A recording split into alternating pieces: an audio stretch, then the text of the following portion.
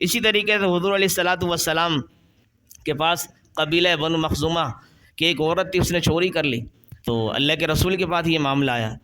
اللہ کے رسول نے طلب کیا کہ بلاؤ بھائی کون سی خاتون ہے، تو جو خاتون کو بلانے سے پہلے جو قبیلہ بنو مخزومہ والے تھے انہوں نے حضرت اسامہ بن زید رضی اللہ تعالیٰ عنہ سے کہا کہ آپ ایسے کریں، اللہ کے رسول کے سامنے سفارش کریں ہماری اس عورت کی کہ آپ بڑے شہید ہیں اللہ کے رسول کے، آپ سفارش کر دیں ورنہ تو ہمارے قبیلے کی بہت بڑی بدنامی ہوگی۔ حضرت اسامہ بن زید آئے اللہ کے رسول کے پاس، اللہ کے رسول سے کہا کہ اللہ کے رسول آپ ان کے بارے میں تھوڑی نرمی والا معاملہ فرما دیں۔ اللہ کے حبیب نے فرمایا یا اسامہ اتشفع فی حد من حدود اللہ، کیا تم اللہ تعالیٰ کے حدود میں سے مجھے سفارش کرنے کے لیے یہاں پر آ گئے ہو کہ خدا کی قسم اگر محمد کی بیٹی فاطمہ بھی چوری کرتی میں اس کا بھی ہاتھ کاٹ دیتا۔ میرے واجب الاحترام قابل تکریم معزز دوستوں، بزرگوں اور نوجوان ساتھیوں،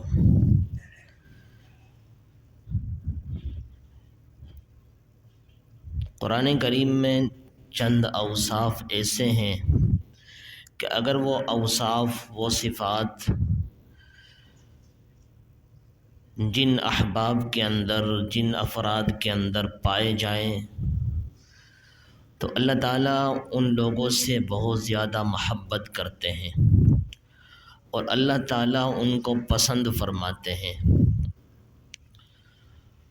تو پہلی صفت اور پہلا وصف جو قرآن کریم نے ہمیں بتایا ہے وہ یہ ہے کہ ان اللہ یحب المحسنین۔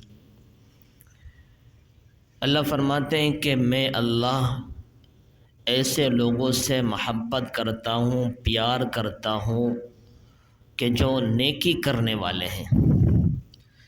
احسان کا مطلب ہے نیکی کرنا، اچھا عمل کرنا اور ایسا عمل کرنا کہ جس عمل کی وجہ سے اللہ رب العالمین راضی ہو جائے۔ تو محسنین کہا جاتا ہے ان لوگوں کو جو لوگ نیکیاں کرتے ہیں، اچھے عمل کرتے ہیں، اچھے کام کی طرف چلتے ہیں اور لوگوں کو، دوسروں کو اس کی طرف لے کر آتے ہیں۔ تو جو نیک لوگ ہوا کرتے ہیں جب اللہ ان سے محبت کرتا ہے تو خود بخود جو یہ مخلوق ہے، خلق خدا ہے، یہ بھی اس سے محبت کرنے لگ جاتی ہے۔ جیسے کہ امام ابو حنیفہ رحمۃ اللہ علیہ کے بارے میں آتا ہے کہ انہوں نے اپنی زندگی کے اندر 55 حج فرمائے۔ ان کی پوری زندگی سن 80 ہجری کے اندر ان کی ولادت ہوئی ہے، اور اسی طریقے سے فرمایا کہ 150 ہجری کے اندر ان کا انتقال ہو گیا ہے۔ تو 15 سال کے تھے، اس وقت سے لے کر آخری عمر تک اللہ تعالیٰ کے اس فریضے کو وہ ادا کرتے رہے۔ اللہ نے ان کو نوازا۔ آج ہوتا یہ ہے کہ جن کو اللہ نوازتے ہیں، جن کے پاس پیسہ ہے، مال ہے، دولت ہے، ساری چیزیں ہیں، اس کے باوجود وہ گھومنے پھرنے کے اندر، لایعنی فضولیات کے اندر تو اپنے پیسے کو خرچ کرتے ہیں، مال کو خرچ کرتے ہیں، لیکن اس طرح کے فریضے کو ادا کرنے کی طرف ان کے پاؤں نہیں اٹھتے۔ تو اللہ تبارک و تعالی نے ان کو مال دیا تھا تو ہر سال حج فرمائے کرتے۔ اسی طرح ایک اور اللہ والے کے بارے میں آتا ہے کہ انہوں نے اپنی زندگی کو ایسا لگایا کہ اپنی زندگی کے اندر 80 حج فرمائے۔ اور اپنی زندگی کے اندر ایک بزرگ کے بارے میں آتا ہے کہ ایک اللہ والے تھے امام ابو یوسف رحمۃ اللہ علیہ، جن کا نام نامی مشہور ہے، قاضی اور قضات رہے اپنے وقت کے۔ امام ابو حنیفہ رحمۃ اللہ علیہ کے جلیل القدر و شاگردوں میں سے تھے۔ فرمائے کہ وہ ایک دن کے اندر 200 رکعت نفل پڑھا کرتے تھے۔ آج 2 رکعت نفل پڑھنے کی طاقت نہیں ہوتی، ہمت نہیں ہوتی، کوئی پڑھنے کی طرف آتا نہیں ہے، 4 رکعت نہیں پڑھتا، 8 رکعت نہیں پڑھتا، اور فوراً کہنے لگتا ہے کہ 4 رکعت، 8 رکعت، 6 رکعت پڑھنے کے بعد اپنے آپ کو سمجھتا ہے کہ میں تو اللہ کا ولی بن گیا ہوں، اب اس کے بعد مجھے ضرورت نہیں۔ حالانکہ اللہ کے ولی بننے کے لیے یہ یومیہ کا ایک معمول بنانا پڑے گا، جب جا کے بندہ احسان کرنے والوں میں، محسنین کے اندر شمار کیا جائے گا۔ جب وہ محسنین میں شمار کیا جائے گا تو اللہ کریم خود بخود اس سے محبت فرمائیں گے۔ جب اللہ کی محبت ہوگی، اللہ کا عطا کردہ جو بھی کچھ ہے وہ سب کچھ اس کو ملتا چلا جائے گا۔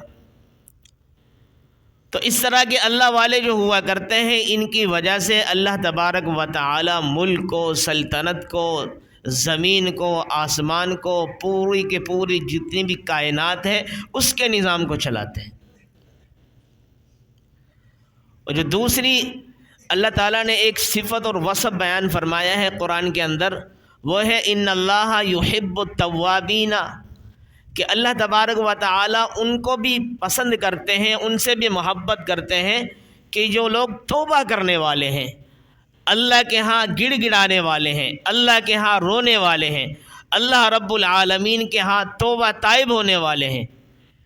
اور اللہ تعالیٰ کو یہ توبہ اتنی پسند ہے، اتنی محبوب ہے، اتنی اچھی لگتی ہے کہ جو بندہ گناہ کرنے کے بعد اللہ کے ہاں سر سجود ہوتا ہے، اللہ کے ہاں روتا ہے، گڑ گڑاتا ہے، تو حدیث میں آتا ہے اللہ کے حبیب نے فرمایا کل بنی آدم خطاؤن وخیر الخطائین التوابون، کہ بنی آدم کی ہر ایک اولاد، یعنی حضرت آدم علیہ السلام کا ایک ایک فرد خطا کار ہے، لیکن بہترین خطا کار وہ ہے جو اللہ کے ہاں گڑ گڑانے والا ہے، رونے والا ہے، توبہ کرنے والا ہے، اللہ تعالیٰ کو منانے والا ہے۔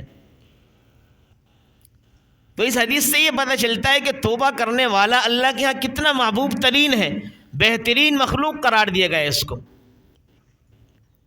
تو اللہ تعالیٰ نے اس آیت کے اندر یہ فرمایا کہ ان اللہ یحب التوابین، تواب کہا جاتا ہے اس شخص کو جو بہت زیادہ اللہ کے سامنے رجوع کرنے والا ہو، اللہ کے سامنے بار بار گڑ گڑانے والا ہو۔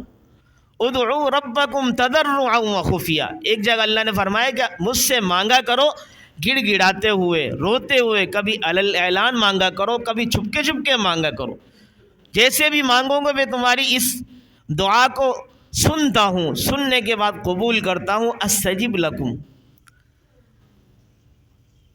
تو اللہ تعالیٰ کے ہاں جو بندہ توبہ کرتا ہے اس کی قدر بہت زیادہ بڑھ جاتی ہے، بہت زیادہ اس کی ویلیو اللہ کے ہاں بڑھ جاتی ہے۔ اصل چیز یہ ہے کہ ہم اللہ کریم سے مانگتے نہیں ہیں، جب مانگتے نہیں ہیں تو اللہ کریم کے ہاں ہماری قدر جس طرح کی ہے وہ اسی طرح رہتی ہے۔ آج ہم لوگوں کے سامنے تو ان کی خوشامد کرتے ہیں، لوگوں کے سامنے ان کے نخرے برداشت کرتے ہیں، ان کی باتیں برداشت کرتے ہیں، ان کے سامنے دو زانو جا کے بیٹھتے ہیں، ان کے تمام تر جتنی بھی چار چیزیں ہوتے ہیں وہ اختیار کرتے ہیں، لیکن نہیں کرتے تو اللہ رب العالمین کے ہاں نہیں کرتے۔ بندے کے ہاں 10 مرتبہ آپ بار بار کے دروازے کو کھٹکھٹاؤ، اس کے سامنے اپنے آپ کو جھکاؤ، اس کے سامنے اپنے آپ کو بالکل گرا دو، اس کے باوجود اور بندہ مخلوق کے سامنے گرتا تو چلا جاتا ہے لیکن اس کی ویلیو اعلیٰ اور عمدہ نہیں بنتی۔ لیکن اللہ کریم کے ہاں ایک مرتبہ اپنے آپ کو جھکائے بندہ، ایک مرتبہ اللہ کے سامنے گڑ گڑائے بندہ، ایک مرتبہ اللہ رب العالمین کے سامنے جھکے بندہ، اللہ تعالیٰ کے ہاں اتنا محبوب ترین بندہ وہ بنتا چلا جاتا ہے کہ اللہ تعالیٰ یہ کہنے پر مجبور ہو جاتے ہیں کہ ان اللہ یحب التوابین، کہ کچھ بھی ہو جائے یہ بندہ لوگوں کی نظر میں کتنا ہی برا ہو، کتنا ہی گرا ہو، لیکن میری نظر میں اس سے یہ ایسا ہے کہ میں اس کو محبت کرتا ہوں، اس سے پسند کرتا ہوں۔ اور حدیث میں آتا ہے کہ 2 آنکھیں ایسی ہیں کہ جن کا ایک تو وہ جو اللہ رب العالمین کی خشیت سے، اللہ کے خوف خدا سے ڈر کر اس کی آنکھوں سے آنسو نکل رہے ہوں، ایک وہ آنکھ، اور ایک وہ آنکھ جو اللہ تعالیٰ کے راہ کے اندر چوکی داری کے اندر جاگی ہو۔ فرمائے یہ 2 آنکھ والے جو حضرات ہوں گے یا افراد ہوں گے کہ ان پر جہنم کو حرام کر دیا گیا ہے، کہ ان کا جہنم میں جانا اسی طرح مشکل ہے اور ناممکن ہے اور محال ہے جس طرح کہ آپ دیکھتے ہیں کہ بکری کے جو تھنوں کے اندر دودھ ہوتا ہے، اس دودھ کو دھو لیا جائے، اس کو فرمایا کہ نکال لیا جائے، اس کے بعد دوبارہ اس کو تھنوں میں ڈالنا مشکل ہے، جس طرح بیائی نہیں، اسی طریقے سے ایک وہ آنکھ والا بندہ کہ جس کی آنکھ سے اللہ کے خوف کی وجہ سے 2 قطرے نکلے ہوں، ایک وہ آنکھ کہ جس کی آنکھ اللہ کی راہ کے اندر چوکی داری کرتے کرتے جاگی ہو، تو ایسے 2 آنکھوں والوں کے لیے اللہ رب العالمین کے ہاں جہنم کو حرام قرار دیا جاتا ہے۔ اب اللہ کی خشیت سے روتا کون ہے؟ سوال یہ ہے اللہ کی خشیت سے روتا وہ ہے جو اللہ کے ہاں رجوع کر رہا ہو، اللہ کے ہاں توبہ طائب ہو رہا ہو، اللہ کے ہاں اپنے سارے گناہوں کو رکھ کر اللہ تعالیٰ کے سامنے ندامت والے معاملات کر رہا ہو۔ حدیث میں آتا ہے کہ التائب من الذنب کمن لا ذنب لہ، کہ گناہ سے سچی توبہ کرنے والا ایسا ہے گویا اس نے کوئی گناہ کیا ہی نہ ہو۔ گناہ سے آدمی جب سچی توبہ کر لیتا ہے وہ یوں ہی ہو جاتا ہے، ایک روایت میں آتا ہے گویا کہ اپنی ماں کے پیٹ سے ابھی اس نے ولادت حاصل کی ہے، ابھی یہ پیدا ہوا ہے۔ جیسے آپ دیکھتے ہیں نا، ہم کہتے ہیں کہ یار چھوٹا سا معصوم بچہ ہے۔ معصوم کیوں کہا جاتا ہے؟ اس لیے کہ گناہوں سے پاک ہے، گناہوں سے دور ہے، گناہ اس کے قریب بھی نہیں۔ اس لیے جو بندہ اللہ تعالیٰ کے ہاں گڑ گڑاتا ہے، اللہ کے ہاں روتا ہے، اللہ کے ہاں توبہ طائب ہوتا ہے، اللہ اس سے محبت کرتے ہیں۔ اللہ کی قسم، اگر ہمیں اللہ کی محبت مل گئی، ہمیں کسی اور کی محبت کی ضرورت نہیں ہے۔ آپ کہیں گے یار دنیا میں سارے معاملات کیسے ہوں گے؟ بات یہ ہے کہ جب اللہ کی محبوبیت ہمیں مل گئی، اللہ کی محبت اور الفت ہمیں مل گئی، تو کون مائی کا لال ہے کہ جو ہم سے نفرت کر کے دکھائے؟ اصل چیز یہی ہے کہ ہم اللہ تعالیٰ سے محبت نہیں کرتے، اللہ تعالیٰ کو چاہتے نہیں ہیں۔ ہم جس کی ہمارے دل میں چاہت ہوتی ہے اس کے لیے کام کرتے ہیں، جس کی ہمارے دل کے اندر جستجو ہوتی ہے، تمنا ہوتی ہے، آرزو ہوتی ہے، اسی کے لیے اپنے ہاتھ پاؤں چلا رہے ہوتے ہیں۔ آج اگر نہیں ہے تمنا، آرزو، جستجو ہمارے اندر، تو صرف وہ نہیں ہے، آخرت کی، جنت کی، اللہ کی۔ تو اس لیے میرے عزیزو، ہم توبہ کرنے والے بھی بنیں، اللہ تعالیٰ کے ہاں رونے والے بنیں، دن میں، رات میں، اندھیرے میں، اجالے میں، اللہ کریم سے مانگے۔ اللہ کے سامنے تو آنسو بہائے، لوگوں کے سامنے آپ پورے زمین و آسمان کو بھر دیں آنسوؤں سے، لیکن کوئی بھی اس کو ٹس سے بس نہیں ہوگا۔ لیکن اللہ کریم کے ہاں فرمائے آنسو تو دور کی بات ہے، آنسو اتنا نکل جائے جیسے مکھی کا سر ہوتا ہے۔ کیا قیمت ہے مکھی کے سر کی، کہ اللہ کے ہاں یہ بھی بڑے قابل قبول ہے، بڑے قدر کی نگاہ سے اس بندے کو دیکھا جاتا ہے۔ اگر چلیں یہ بھی روایت میں آتا ہے کہ آنسو نہیں نکلتے، بالکل بھی نہ نکلے، رونے والا چہرہ بنا لے، رونے والا اپنے آپ کو بنا لے، اپنی حیت بنا لے، شکل بنا لے، اللہ کریم کو یہ بھی بڑا محبوب لگتا ہے۔ جب اللہ تعالیٰ سے بندہ تنہائی میں مانگے تو اس کی تو بات ہی کچھ اور ہے۔ تو اس لیے اللہ تعالیٰ کے ہاں رجوع کرنے والے بنیں، اللہ کے ہاں توبہ کرنے والے بنو، تاکہ اللہ کے محبوب بن جائیں۔ تیسرے نمبر پر اللہ تعالیٰ کے ہاں اوصاف میں سے کہ وہ وصف کے جو بندے کے اندر پایا جائے تو اللہ تعالیٰ اس سے محبت کرتے ہیں، وہ کیا ہے؟ وَيُحِبُّ الْمُتَطَهِّرِينَ، کہ پاک صاف رہنے والے، پاکیزگی کو اللہ پسند کرتے ہیں اور پاک رہنے والوں کو بھی پسند فرماتے ہیں۔ آپ دیکھیں اہل قباء کی اللہ تعالیٰ نے تعریف فرمائی ہے قرآن کے اندر۔ کیوں فرمائی ہے؟ اس لیے کہ وہ کیا کرتے تھے؟ پاکیزگی کو بہت زیادہ اختیار کرتے تھے۔ وہ کیسے؟ کہ وہاں پر ان سے پوچھا کہ اللہ کے حبیب نے آپ کا تذکرہ اللہ قرآن میں فرما رہے ہیں، وجہ کیا ہے؟ فرمایا کہ اس لیے کہ جب ہم استنجا کرتے ہیں نا، استنجا سب سے پہلے ہم چھوٹا پیشاب کریں یا بڑا پیشاب کریں، آپ کو سمجھانے کے لیے سمجھا رہا ہوں، تو کہنے لگے پہلے ہم ڈیلے کا استعمال کرتے ہیں، مٹی کا جو ڈیلا ہوا کرتا ہے اس کا استعمال کرتے ہیں۔ جب اس سے بالکل اچھی طریقے سے نظافت اور صفائی ہو جاتی ہے، اس کے بعد پھر ہم پانی کا استعمال کرتے ہیں، کہ بالکل یقین ہو جاتا ہے ہماری صفائی ستھرائی کا معاملہ کہ ہاں بالکل پاک صاف ہو چکے ہیں ہم۔ جب صفائی کا یہ معاملہ ہوگا تو اللہ رب العالمین کو پھر یہ کہنا پڑا کہ وَيُحِبُّ الْمُتَطَهِّرِينَ، یہ ایسے پاکیزہ لوگ ہیں، اس طرح انہوں نے اپنے آپ کو صاف کیا ہے کہ میں اللہ ان کو پسند کرتا ہوں۔ تو اس لیے میرے عزیزو، ہم بھی پاک صاف رہیں۔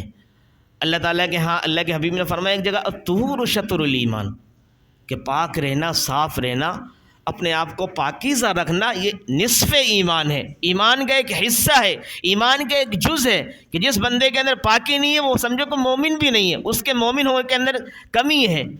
آپ دیکھیں ہندو ہوں گے، کافر ہوں گے، انگریز ہوں گے، وہ دنیا جہاں کے بڑی بڑی خوشبوئیں لگائیں گے اپنے اندر، لیکن اس کے باوجود جو کفر کی، ناپاکی کی جو بدبو ہوتی ہے وہ کبھی ختم نہیں ہوتی ان کے ہاں سے۔ تو اس لیے اللہ تعالیٰ نے جو پسند قرار دیا ہے، تیسرا جو وصف ہے وہ اللہ کے ہاں کیا؟ پاک صاف رہنا۔ تو اس لیے ہم اپنے آپ کو پاک صاف رکھیں۔ جب پاک صاف رکھیں گے تو انشاءاللہ ہمیں اللہ تعالیٰ پسند فرمائیں گے، اللہ ہم سے محبت کریں گے۔ جو چوتھا وصف ہے وہ یہ ہے کہ واللہ یحب الصابرین، کہ اللہ تعالیٰ صبر کرنے والوں کو بھی پسند فرماتے ہیں۔ آج کوئی مشقت آ جائے، کوئی مصیبت آ جائے، کوئی بیماری آ جائے، کوئی کاروبار میں مسئلہ ہو جائے، کوئی دکان میں مسئلہ ہو جائے، کوئی گھر میں مسئلہ ہو جائے تو واویلا کرنے لگ جاتے ہیں، واویلا کرنے لگ جاتے ہیں۔ کسی کی گھر کے اندر میت ہو جائے تو بس اس کے اوپر اللہ معاف فرمائے کہ اس طرح کے آوازیں کسی جاتی ہیں کہ جو ناقابل بیان ہے، کہ اللہ تعالیٰ نے کیا ہمارے ہی گھر کا انتخاب کرنا تھا؟ کیا اللہ نے میرا ہی بیٹا دنیا کے اندر ملا تھا؟ کیا میرا ہی والد دنیا کے اندر ملا تھا جس کو لے لیا اللہ نے؟ اس طرح کے الفاظ کسے جاتے ہیں۔ واویلا کرنے سے اچھا ہے صبر۔ اللہ تعالیٰ فرماتے ہیں جو بندہ صبر کرتا ہے ان تمام تر مسائل پر، مشکلات پر، تنگیوں پر، اور اللہ کی طرف سے آتی ہیں تو اللہ تعالیٰ اس کو محبوب بنا لیتے ہیں، اللہ اس کو پسند فرماتے ہیں۔ اس پہ ایک چھوٹا سا ایک واقعہ ہے، ایک کتاب کے اندر واقعہ لکھا ام خلاد، یہ تھی حضرت عمر بن جموح رضی اللہ تعالیٰ عنہ کی اہلیہ۔ جب جنگ احد ہوئی، جنگ احد میں 70 صحابہ کرام شہید کیے گئے، تو بعد میں حضرت اماں عائشہ رضی اللہ تعالیٰ عنہ نے دیکھا کہ ایک خاتون آ رہی ہے اندھیرے کے اندر، لگتا ہے کہ خچر پہ کچھ سوار ہے، اور ایک کسی خاتون نے اس کا ہاتھ سے آگے کا حصہ پکڑا ہوا ہے نکیل سے، اس کو لے کر آ رہی ہیں۔ پتہ نہیں یہ ہے کیا، کون ہے یہ؟ جب قریب آئے کے پوچھا کہ آپ ام خلاد، آپ یہاں پر یہ کیا کر رہے ہیں؟ کہا یہ کیا ہے اس کے اندر؟ کہا یہ خچر کے اوپر ہی میں نے سامان لادا، وہ اس طرف اور آگے کی طرف کیا ہے؟ کیا اس طرف میرے شوہر عمر بن جموح شہید پڑے ہوئے، اس طرف میرا بھائی عبداللہ شہید ہے، آگے کا جو حصہ میرا بیٹا خلاد یہ شہید ہے، کہ ان کو لے کر آ رہی ہوں۔ کہ اچھا، کہ اتنے اس کے ساتھ آپ کے آنکھوں کے اندر ایک آنسو نہیں ہے، اور اتنے جذبے کے ساتھ آپ لے کے آ رہی ہیں ان کو؟ کہا دفنانے کے لے کے جا رہی ہیں۔ ام عائشہ رضی اللہ تعالی عنہ بہت زیادہ وہ ہو گئی کہ اللہ اکبر، کیا صبر کا دامن انہوں نے لبریز ہونے سے اپنے آپ کو بچایا ہے، کہ ایک طرف شوہر، ایک طرف بھائی، ایک طرف بیٹا، تینوں کے تینوں شہید ہوئے، لٹ پٹ پڑے ہوئے خون کے اندر، خون وہاں سے رس رہے، لیکن اس کے باوجود صبر کا دامن بالکل نہیں چھوڑتی ہیں۔ کہا کہ یہ کہاں پر گیا؟ جنگ احد میں شہید ہو گئے۔ کہ اچھا یہ شہید ہو گئے، آپ کو اس کے اوپر اطمینان ہے؟ کہا 100% اطمینان ہے، میں اللہ کے ہاں وہ کہنے والے ہوں گے رب العالمین آپ کا شکر ادا کرتی ہوں گی۔ یہ تو آپ سارے کے سارے تینوں جوان ہیں۔ کہ جوان ہے تو کیا ہو گیا، اللہ کی راہ کے اندر اگر میں بھی قربان ہو جاتی تو کوئی مسئلہ نہیں تھا، میرے لیے سعادت ہے یہ، کہ شہادت تو ہمارے لیے سعادت ہوا کرتی ہے۔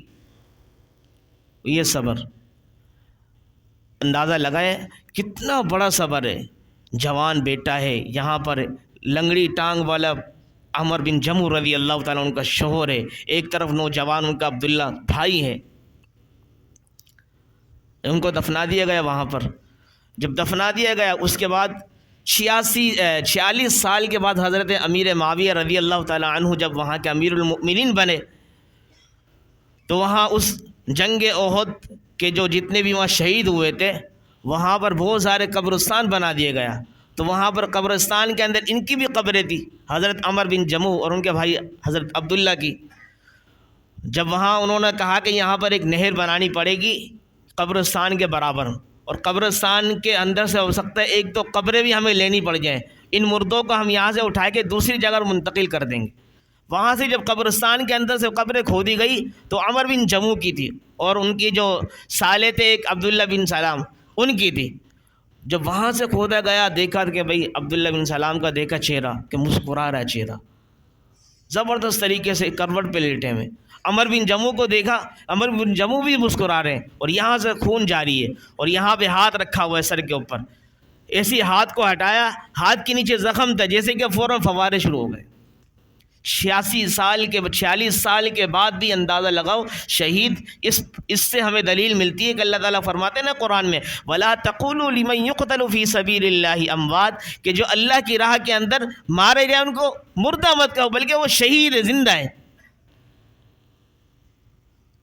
تو عمر بن جموح رضی اللہ تعالیٰ عنہ کی عجیب ان کا جذبہ تھا، ان کے تو کیا کہنے، پاؤں سے لنگڑے تھے، معذور تھے، ایک دفعہ جنگ بدر کے اندر آئے، جنگ احد کے اندر آئے، اس سے پہلے ان کے 4 بیٹے جوان تھے، وہ منع کرنے لگے ابا جان آپ تو معذور ہے پاؤں سے، آپ آرام کریں۔ کہا میں آرام نہیں کر سکتا، میں آپ کے ساتھ جاؤں گا، اسی لنگڑی ٹانگ کے ساتھ میں شہید ہونا چاہتا ہوں۔ پھر وہاں گئے، آپ علیہ الصلوۃ والسلام کے پاس لے کے چلے گئے، ان کے بیٹے اور شکایت کرنے گئے اللہ کے رسول یہ تو پاؤں سے معذور ہیں، اس کے باوجود ضد کر رہے ہیں، ہم کیا کریں؟ اللہ کے رسول نے پوچھا، کہا کہ ایسے کرو ان کو بلا کے لاؤ اپنے والد کو۔ جب بلایا گیا، عمر بن جموع نے جذبات کا اظہار کیا، اللہ کے رسول میں بھی چاہتا ہوں کہ بھی اس لنگڑی ٹانگ کے ساتھ قتل و قتال کروں، ماروں کافر کو اور اسی کے ساتھ شہید ہو جاؤں، جنت میں اسی ٹانگ کے ساتھ جانا چاہتا ہوں۔ آپ علیہ الصلوۃ والسلام نے ان کے جذبے کو دیکھا، کہا کہ ان کو اجازت ملتی ہے جائیں آپ، اسی فرمائے کے جذبے کے ساتھ شہید ہو گئے۔ جیسے شہید ہو گئے فوراً دیکھا آپ علیہ الصلوۃ والسلام نے کہا کہ مجھے بتایا گیا اللہ تعالیٰ کی طرف سے عمر بن جموع اپنی اس لنگڑی ٹانگ کے ساتھ جنت کے سیر کر رہے ہیں۔ سبحان اللہ، اس طرح کی صبر کے اوپر بھی اللہ تعالیٰ کی طرف سے بہت کچھ ملتا ہے۔ صبر دیکھو ایک خاتون نے صبر کیا، اللہ تعالیٰ نے تینوں ان کے جو حضرات تھے، اشخاص تھے، شوہر، بھائی، بیٹا، اللہ تعالیٰ نے صبر کی بنا پر تینوں کو جنتی قرار دیا، اور اللہ تعالیٰ نے ان کو بھی اس لقب سے نوازے کہ ام الخلاد، کہ یہ خلاد کی ماں ہے، جس کی نسبت کسی شہید کی طرف کر دی جائے اور حقیقی معنی میں کی جائے تو وہ بھی جنتی ہوا کرتی۔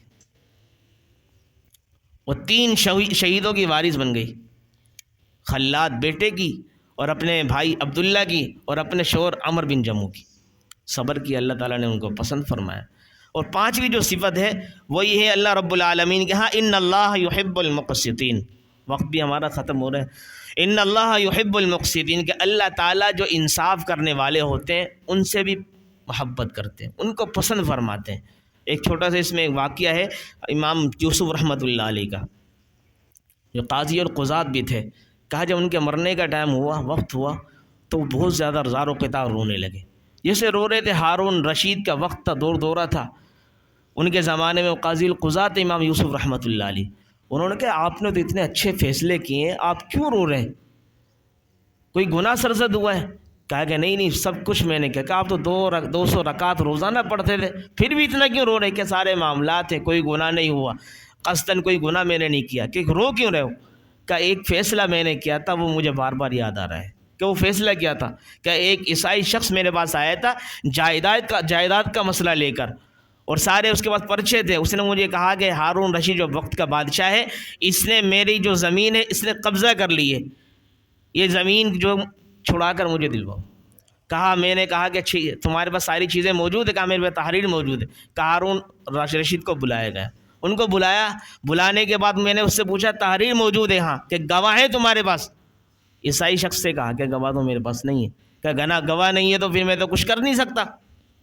ہارون رشید ظاہر سی بات ہے مدعا علیہ تھا، مدعی کے ذمے گواہ ہوا کرتے ہیں، مدعا علیہ کے ذمے قسم ہوتی ہے۔ ہارون رشید سے پوچھا ہاں بھائی تمہارے پاس تم قسم کھانے کو تیار ہو؟ کہا میں قسم کھانے کو تیار ہے۔ قسم کھائی، کہا کہ ٹھیک ہے زمین تو پھر انہیں کی ہے، تمہارے پاس گواہ نہیں ہے تو شریعت کی روح سے یوں فیصلہ ہوگا کہ مدعا علی کے ذمے قسم آئے گی، اس نے قسم کھا لی تو اس کے حق میں فیصلہ دے دیا جائے گا۔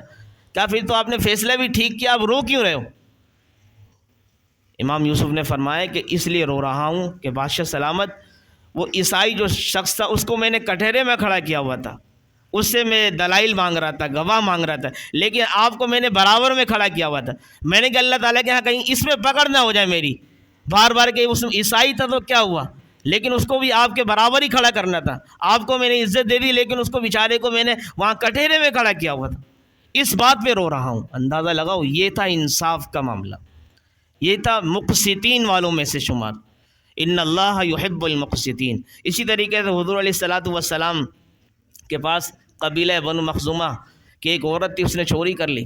جب چوری کی تو اللہ کے رسول کے پاس یہ معاملہ آیا۔ اللہ کے رسول نے طلب کیا کہ بلاؤ بھائی کون سی خاتون ہے۔ تو جو خاتون کو بلانے سے پہلے جو قبیلہ بنو مخزومہ والے تھے انہوں نے حضرت اسامہ بن زید رضی اللہ تعالیٰ عنہ سے کہا کہ آپ ایسے کریں، اللہ کے رسول کے سامنے سفارش کریں ہماری اس عورت کی کہ آپ بڑے شہید ہیں اللہ کے رسول کے، آپ سفارش کر دیں ورنہ تو ہمارے قبیلے کی بہت بڑی بدنامی ہوگی، کیونکہ ہاتھ کاٹا جائے گا۔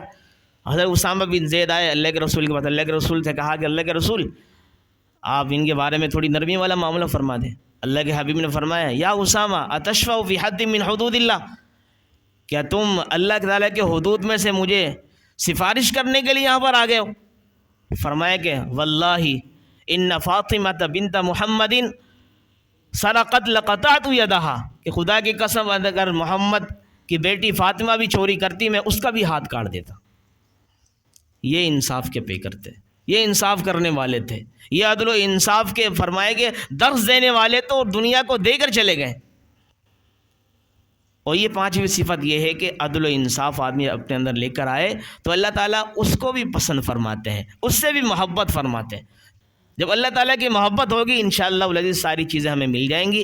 اور آخری چیز یہ ہے کہ اللہ تعالیٰ بھروسہ کرنے والوں کو بھی پسند فرماتے ہیں۔ کس پر؟ اللہ پر۔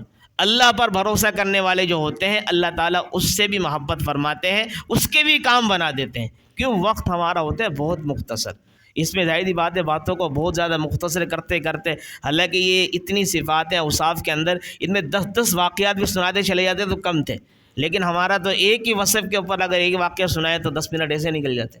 بس اللہ تعالیٰ سے دعا ہے کہ اللہ رب العالمین ایسے اوصاف ہمیں اپنے اندر پیدا کرنے والا بنائے جس کی وجہ سے اللہ رب العالمین کے ہاں محبوب ترین بن جائیں۔ جب اللہ کے ہاں محبوب ترین بن جائیں گے تو مخلوق خدا جو ہے نا خود بخود ہم سے محبت کرے گی۔ اللہ تعالیٰ ہم سب کو ان باتوں پر عمل کرنے کی توفیق عطا فرمائے۔ وما علینا الا البلاغ۔